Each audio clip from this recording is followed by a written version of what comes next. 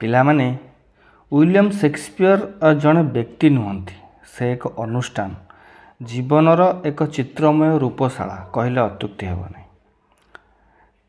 ତାଙ୍କର ସମସାମୟିକ ଠାରୁ ଆରମ୍ଭ କରି 17th ସେଞ୍ଚୁରୀ ଓ 18th ସେଞ୍ଚୁରୀର ସେ ଜନସନ୍ ହୁଅନ୍ତୁ ବା ରୋମାଣ୍ଟିକ୍ ଯୁଗର ଏସ୍.ଟି. କଲେରିଜ୍ ହୁଅନ୍ତୁ, ୱିଲିୟମ୍ ହେଜଲିଟ୍ ହୁଅନ୍ତୁ କିମ୍ବା ଚାର୍ଲସ ଲ୍ୟାମ୍ବ ହୁଅନ୍ତୁ, ସମସ୍ତେ ଯେଉଁ ଲିଟେରାରୀ କ୍ରିଟିସିଜିମ୍ ରହିଲେ ସମସ୍ତେ ସେକ୍ସପିୟରଙ୍କର ଯେଉଁ ପ୍ରତିଭାର ମୂଲ୍ୟାୟନ କରିଛନ୍ତି। ପିଲାମାନେ ଷ୍ଟାଟଫୋର୍ଡ ନିକଟବର୍ତ୍ତୀ ଏକ ଗାଁରେ ସେକ୍ସପିୟରଙ୍କର ଜନ୍ମ।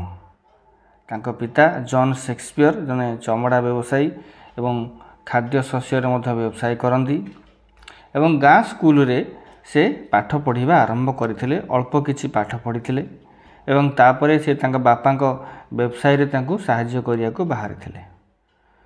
18 ବର୍ଷ ବୟସ ହେଲା ବେଳକୁ ସେକ୍ସପିୟର ବିବାହ ବନ୍ଧନରେ ଆବଦ୍ଧ ହୋଇଯାଇଥିଲେ। ତାଙ୍କ ସ୍ତ୍ରୀ ଯିଏ ଥିଲେ ଆନି ହାଥୱେ ତାଙ୍କଠାରୁ ବୟସରେ 8 ବର୍ଷ ବଡ଼ ଏବଂ 3ଟି ସନ୍ତାନର ମଧ୍ୟ ଜନକ କିଏ ୱିଲିୟମ୍ ସେକ୍ସପିୟର। ତାଙ୍କର ପ୍ରଥମ ଯିଏ ଝିଅଟି ସେ 6 ମାସରେ ଜନ୍ମଗ୍ରହଣ କରିଥିଲା, କାହିଁକିନା ତାଙ୍କ ପତ୍ନୀ ବିଫୋର୍ ମ୍ୟାରେଜ୍ ଅନ୍ତଃସତ୍ତ୍ୱା ହେଇଥିଲେ।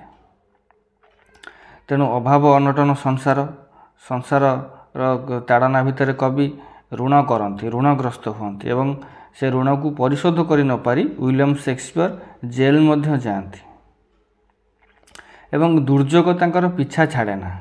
ଟମାସ୍ ଲୁସି ନାମକ ଜଣେ ଧନୀ ଶ୍ରେଣୀର ଲୋକର ଉଦ୍ୟାନରୁ ସେ ହରିଣ ଚୋରି ଅଭିଯୋଗରେ ମାଡ଼ ଖାଆନ୍ତି ଏବଂ ଜେଲ୍ ମଧ୍ୟ ଯାଆନ୍ତି ଏବଂ ଏଥିରୁ ସେ ଲଜ୍ଜାରୁ ତ୍ରାହି ପାଇବା ପାଇଁ 1587ରେ ସେ ଲଣ୍ଡନ ସହରକୁ ଆସନ୍ତି ଏବଂ ଲଣ୍ଡନ ସହରରେ ପ୍ରଥମ 6 ବର୍ଷର ରହଣି ତାଙ୍କୁ ତାଙ୍କର ଦୁର୍ଭାଗ୍ୟ ବିରୋଧରେ ସଂଗ୍ରାମ କରିବାକୁ ପଡ଼ିଥିଲା।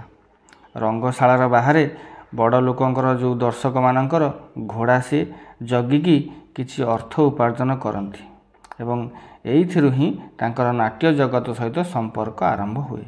କ୍ରମେ ସେ ଅଭିନୟରେ ମଧ୍ୟ ଅଂଶଗ୍ରହଣ କରନ୍ତି ଏବଂ ନାଟକ ବି ଲେଖନ୍ତି।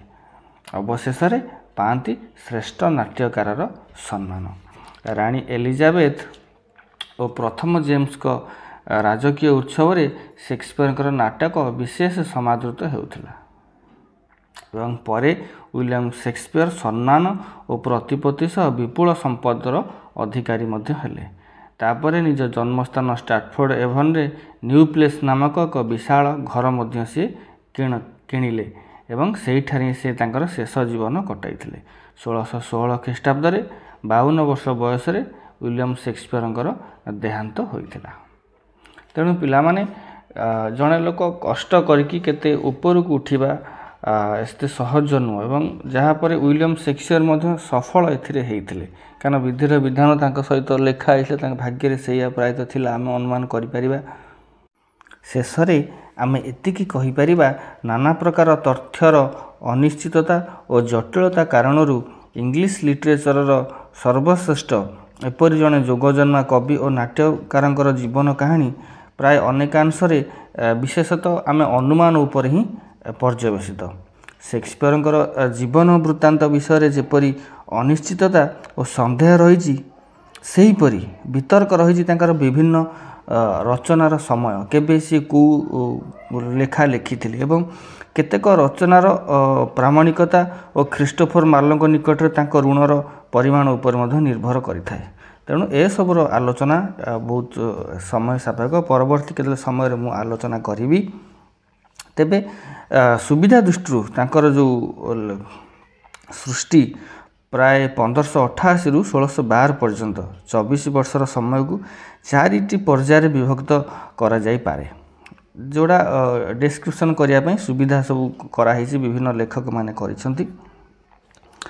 ପ୍ରଥମ ପର୍ଯ୍ୟାୟ ଯେଉଁଟା 1558ରୁ 1593 ଭିତରେ, ଦ୍ୱିତୀୟ ପର୍ଯ୍ୟାୟଟା 1595ରୁ 1600 ଭିତରେ ଏବଂ ତୃତୀୟ ପର୍ଯ୍ୟାୟଟା ତୁମର 1601ରୁ 1608 ଏବଂ ଲାଷ୍ଟ ଚତୁର୍ଥ ପର୍ଯ୍ୟାୟଟା 1608ରୁ 1612। ଏହି ପର୍ଯ୍ୟାୟ ଗୁଡ଼ିକୁ ବିସ୍ତୃତ ଭାବରେ ଆମେ ଦେଖିଲେ ପ୍ରଥମ ପର୍ଯ୍ୟାୟ ଯେଉଁ ରହିଛି 1588ରୁ 93, ସେଥିରେ ସେ କ'ଣ ଲେଖିଲେ ନା ହେନରୀ ସିକ୍ସଥ, ରିଚାର୍ଡ ଥାର୍ଡ, ତାପରେ ଟାଇଟିୟସ୍ ଆଣ୍ଡ୍ରୋସିୟକ୍ସ, ତାପରେ Romeo Juliet, the comedy of errors, the two gentleman of Verona, love's labour's lost, taming of shrew, Venus and Adonis, the rape of Lucrece, एगुड़ा सब फास्ट पर्याय।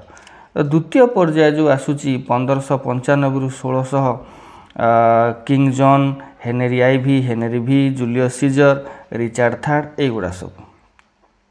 तापर आसूची a midsummer night dream, the merchant of Venice, much ado nothing, the merry wives of Windsor, as you like it.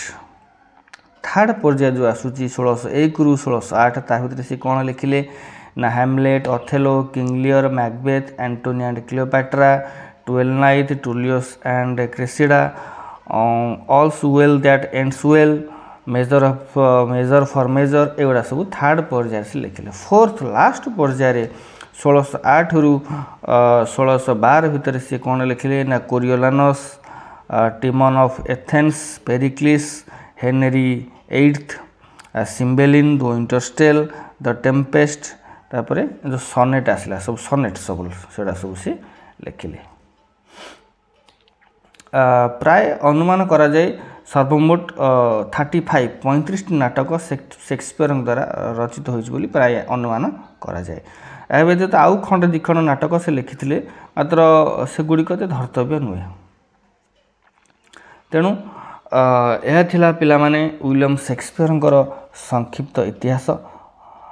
पुणी देखा next class रे। आज एतिकी रहुची। Have a good day.